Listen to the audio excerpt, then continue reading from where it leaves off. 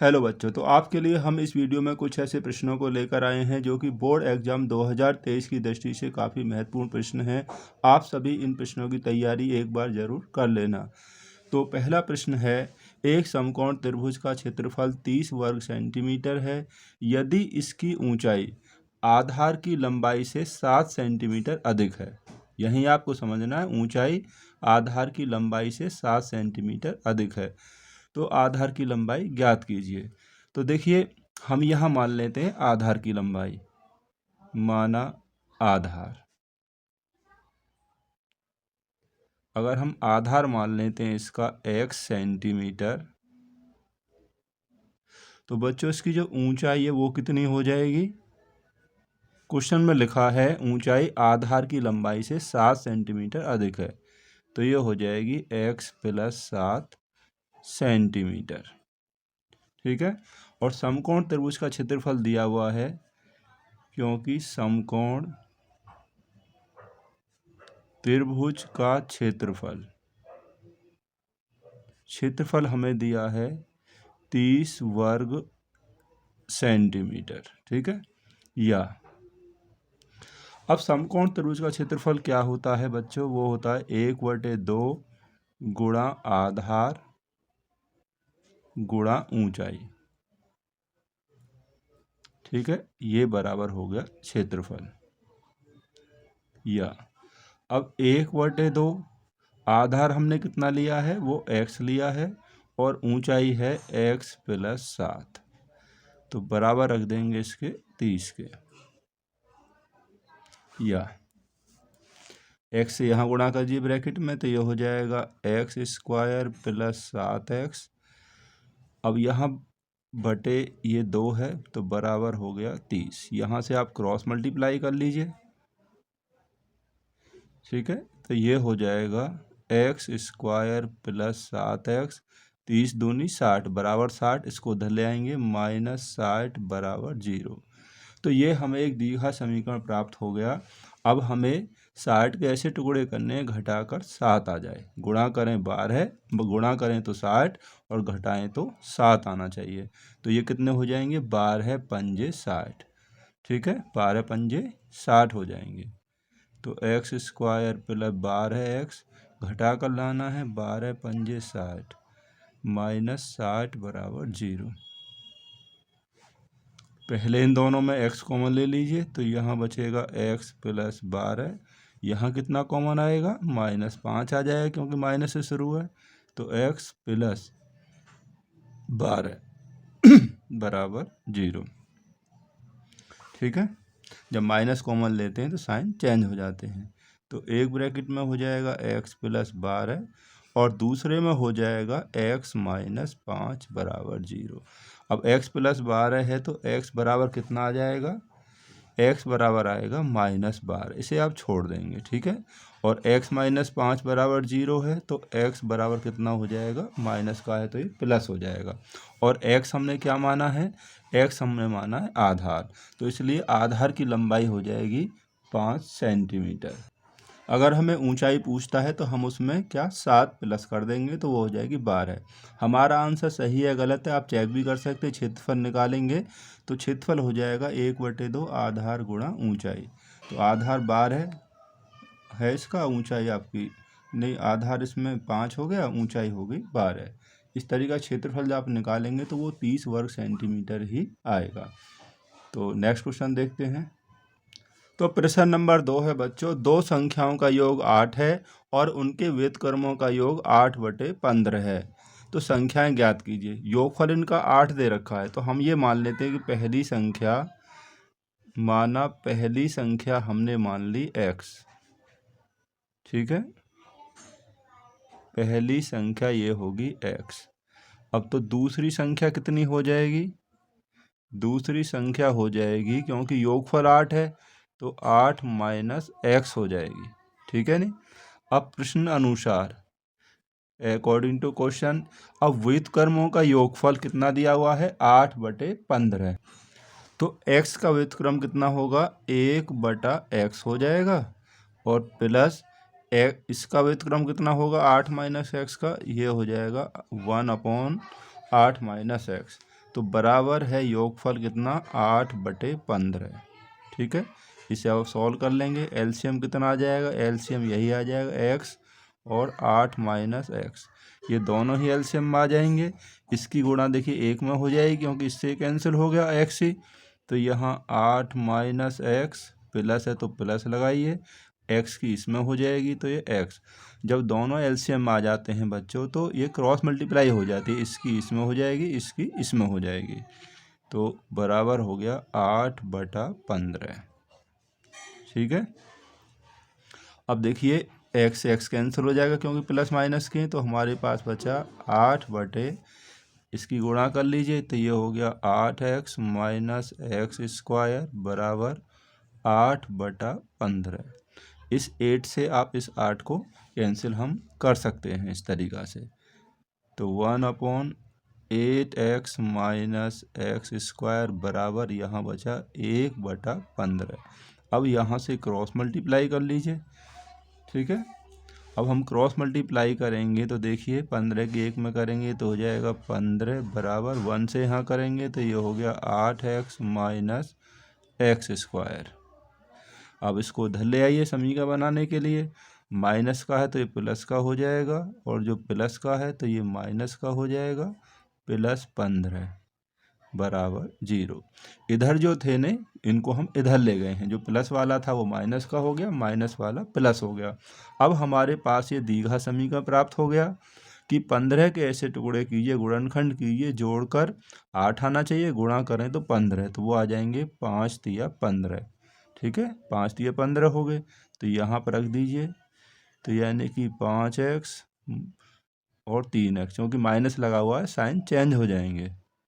ठीक है, मैंने इसको डायरेक्ट रख दिया, इतना तो आप सभी जानते ही हैं। ठीक है, अब यहाँ पर पहले दोनों में क्या x कॉमन आएगा, तो x माइनस 5 और इसमें कॉमन कितना आएगा, -3 ही आएगा, क्योंकि जब ही तो x बचेगा। तो x माइनस 3 पंजे 15, जब माइनस का कॉमन लेते हैं तो साइन चेंज हो जाता है, माइनस का प्लस हो गया, प्लस का माइनस हो गया। तो एक ब्रैकेट में x माइनस 5 और दूसरे में आ जाएगा x माइनस 3 बराबर 0। x माइनस 5 है तो x बराबर कितना हो जाएगा, 5 हो जाएगा, और x माइनस 3 है तो x बराबर कितना आएगा, 3 आ जाएगा। ठीक है, तो संख्याएं जो हमारी क्या हो गई, वो हो गई 5 और 3। योगफल कितना है इनका, 5 और 3 8 ही आ गया। व्युत्क्रमों का योगफल करेंगे तो वो भी 8/15 ही आएगा। देखिए संख्याएं 5 और 3 या 3 और 5 हो जाएंगी, क्योंकि x का मान 5 लेंगे तो 8 माइनस 5 3 बच जाएगा दूसरी संख्या, x का मान 3 लेंगे तो पहली 3 और दूसरी 8 माइनस 3 5। इस तरीक़ा से आप इनको रख सकते हैं। ठीक है नहीं,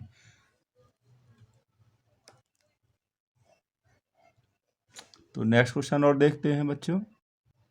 क्वेश्चन नंबर 3 है बच्चों, उस बिंदु के निर्देशांक ज्ञात कीजिए जो बिंदुओं -1,7 और 4,-3 को मिलाने वाले रेखाखंड को 2:3 के अनुपात में विभाजित करता है।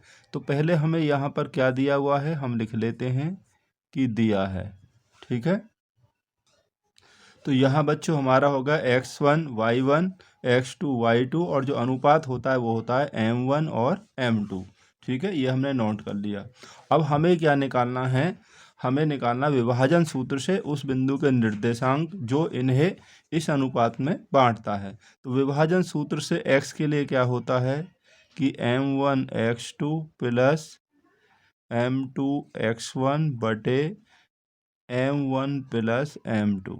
ठीक है, ये x के लिए होता है, और y के लिए होता है कि m1 y2, यही आएगा, केवल x के स्थान पर y रख देना आपको, m1 y2 m2 y1 बटे m1 प्लस m2। ठीक है, ये हम एक साथ सॉल्व कर सकते हैं या अलग अलग भी इसको रख सकते हैं। ठीक है नहीं, तो m1 हमारा अनुपात कितना है, 2 है, m1 x2 यहाँ से रख दीजिए, प्लस m2 x1 माइनस 1 बटे m1 प्लस m2, 2 प्लस 3।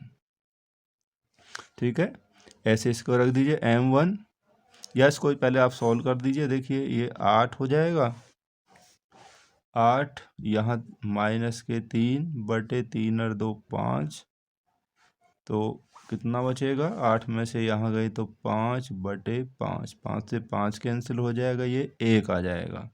ठीक है, अब हम इसको भी सॉल्व कर लेते हैं। देखिए m1 यहाँ पर अनुपात जो है आपके m1y2 माइनस के 3 जो ऊपर हमने रख दिया है, m2y1 बटे m1 प्लस m2।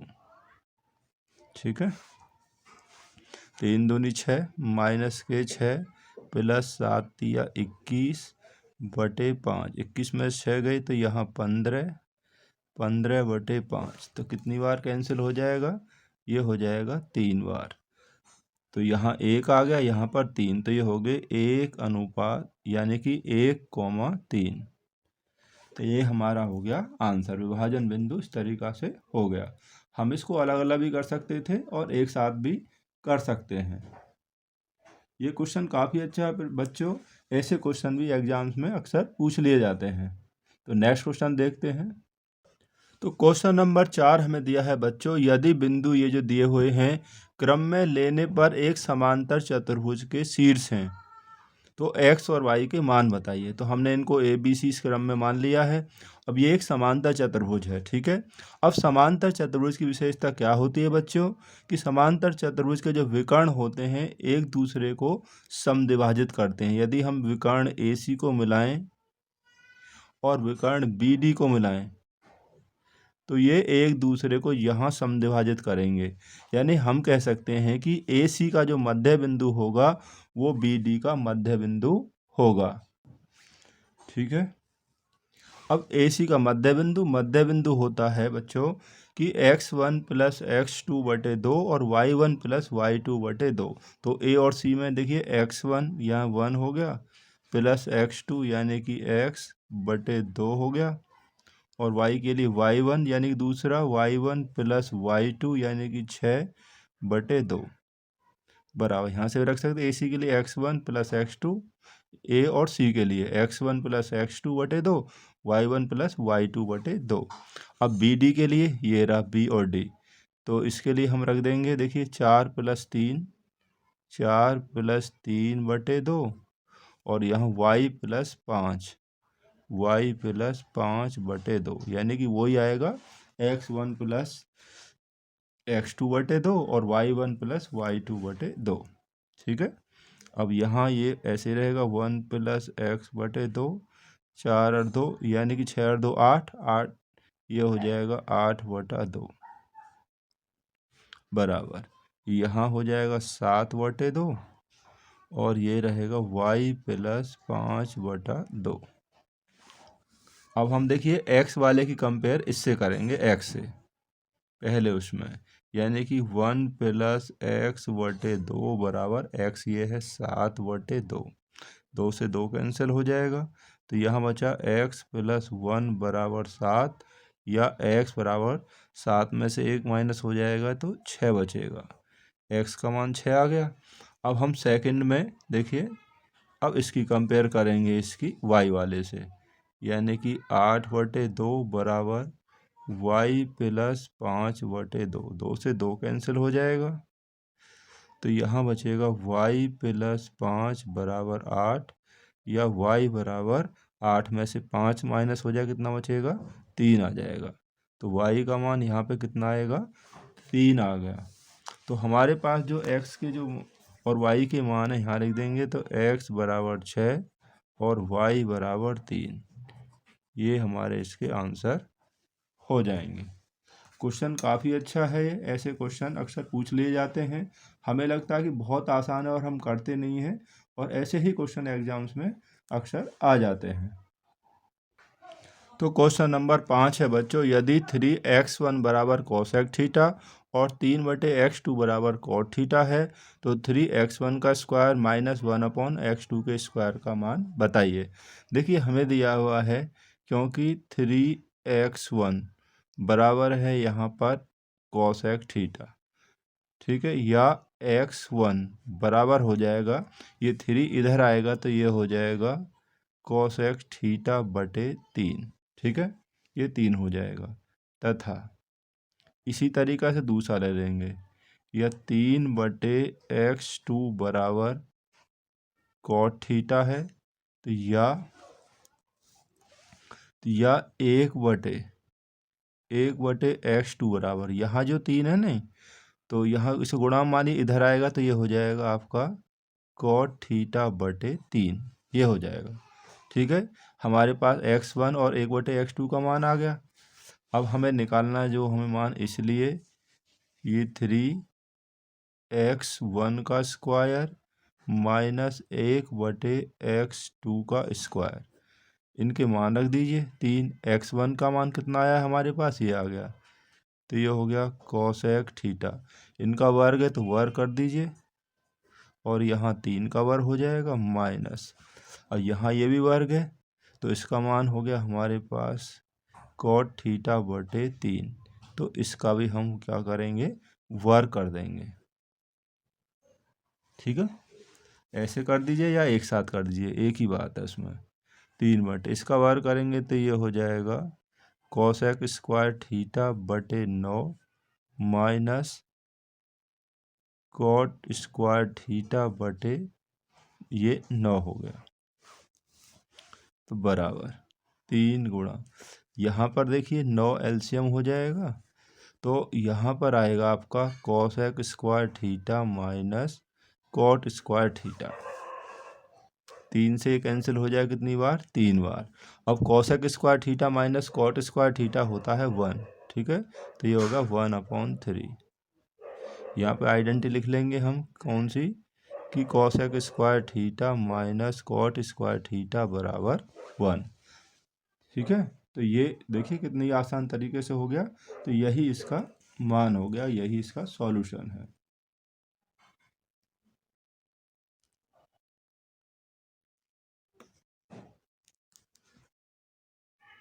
तो प्रश्न नंबर 6 है, एक नदी के पुल के एक बिंदु से नदी के सम्मुख किनारों के अवनमन कोण क्रमशः 30 और 45 अंश हैं।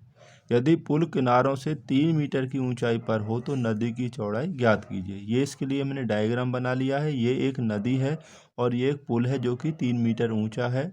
ठीक है, इनके किनारों से ए और बी से यहाँ पुल के शीर्ष के जो अवनमन कोण है, देखिए ये 30 है और दूसरा 45 है।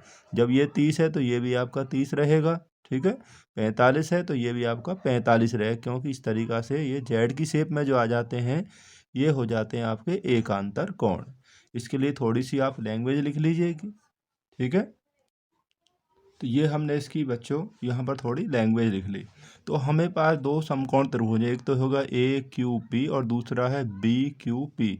तो हम समकोण त्रिभुज ए क्यू पी में लेते हैं, 30 अंश है, तो यहाँ हो जाएगा tan थीटा, यानी कि tan 30 अंश। तो tan होता है लंब बटे आधार, तो यहाँ पर ए के लिए लंब पी क्यू हो जाएगा और आधार होगा ए क्यू। ठीक है, अब देखिए tan 30 का मान होता है 1/√3 बराबर पी क्यू कितना है, 3 दिया है, और ये हमने x लिया है, तो ये हो गया x।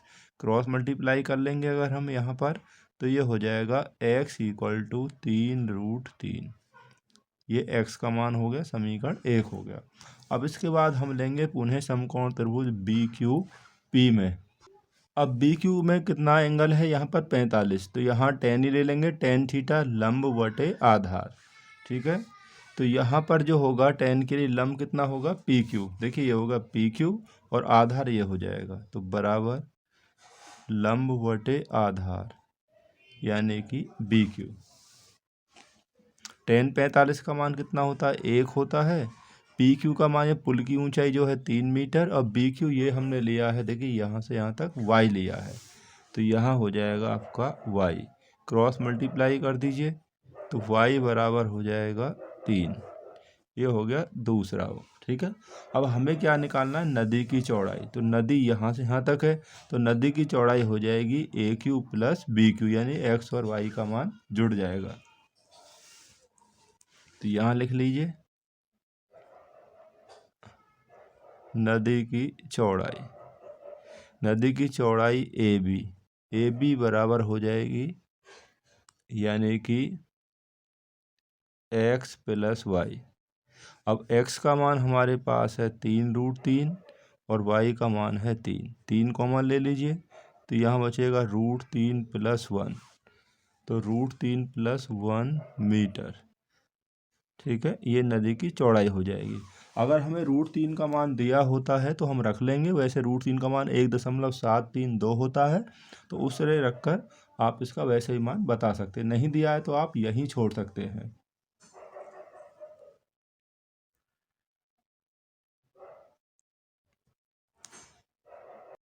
क्वेश्चन नंबर 7 है बच्चों, दी हुई आकृति में छायांकित भाग का क्षेत्रफल ज्ञात कीजिए जहां 12 सेंटीमीटर भुजा वाले एक समबाहु त्रिभुज OAB एक समबाहु त्रिभुज है, इसकी भुजा है 12 सेंटीमीटर के शीर्ष O को केंद्र मानकर 6 सेंटीमीटर त्रिज्या वाला एक वृत्तीय चाप है। ठीक है, ये वृत्तीय चाप है। अब यहाँ पर देखिए पूरा ही जो आकृति है वो छायांकित है, तो हमें इस समबाहु त्रिभुज का क्षेत्रफल निकालना है। और इसमें देखिए समबाहु का प्रत्येक कोण 60 अंश का होता है, तो ये वाला जो कोण होगा ये 60 का होगा, ये भी होगा, ये भी होगा। अब ये 60 का होगा तो यानी कि ये हो गया आपका लघु त्रिज्याखंड। तो इस दीर्घ त्रिज्याखंड का अगर हम कोण निकालेंगे तो 360 में से इस 60 को माइनस कर देंगे तो कितना आ जाएगा, ये आ जाएगा आपका 300 डिग्री, यानी ये वाला जो एंगल होगा ये 300 डिग्री का आ जाएगा। तो समबाहु त्रिभुज का क्षेत्रफल प्लस इस दीर्घ वृत्तखंड का क्षेत्रफल पूरा छायांकित भाग का क्षेत्रफल हो जाएगा। जो हमें दिया है हम नोट कर लेते हैं। तो बच्चों छायांकित भाग का क्षेत्रफल क्या होगा, समबाहु त्रिभुज OAB का क्षेत्रफल अब प्लस वृत्त के दीर्घ त्रिज्याखंड का क्षेत्रफल। ठीक है, ये ऊपर हमने सभी नोट कर लिया है। अब समबाहु त्रिभुज का क्षेत्रफल क्या होता है, वो होता है भुजा वर्ग √3/4 और त्रिज्याखंड का क्षेत्रफल होगा θ/360 πr²। ठीक है, ये होता है आपका लघु का हो या दीर्घ का सूत्र वही आता है, केवल थीटा बदल जाता है। समबाहु त्रिभुज की भुजा कितनी है, 12 है, तो 12 का वर्ग गुणा √3/4। इसका कोण कितना आया है बच्चों, वो 300 हो गया, क्योंकि वो 60 था, 60 माइनस कर लिया था, बटे 360। पाई का मान 22/7 और आर कितनी है, 6 है, तो स्क्वायर है, तो 6 गुणा 6 हमने कर लिया। ठीक है, 12 का वर्ग कितना होगा, 144 गुणा √3/4 प्लस। ठीक है, अब देखिए 60 से हम इसे काट सकते हैं, 0 से 0 काट लिए, 6 पंजे 30 हो गया और यहाँ पर 6 6 36 हो गया। इस 6 से 1 इसे काट लीजिए आप, तो यहाँ बचेगा देखिए 22 पंजे 110, 110 गुणा 6 ये हो गया 660 बटे नीचे 7 बच गया।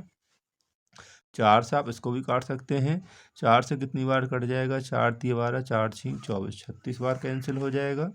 तो ये हमारे पास बचेगा 36 √3 + 660/7 वर्ग सेंटीमीटर। ठीक है, हम इस क्षेत्रफल को यहीं छोड़ सकते हैं। ठीक है नहीं, तो यही हमारा इसका आंसर हो जाएगा। काफ़ी अच्छा प्रश्न है बच्चों, ये भी एग्जाम्स में अक्सर पूछा जाता है। तो बच्चों इस वीडियो में हमने इन 7 प्रश्नों को रखा है जो कि काफ़ी इम्पोर्टेंट क्वेश्चन है, तो आप इन प्रश्नों की तैयारी एक बार ज़रूर कर लेना। तो मिलते हैं आपसे अगली वीडियो में जल्दी ही। वीडियो अच्छी लगे तो वीडियो को लाइक और चैनल को सब्सक्राइब जरूर करना। Thanks for watching this video.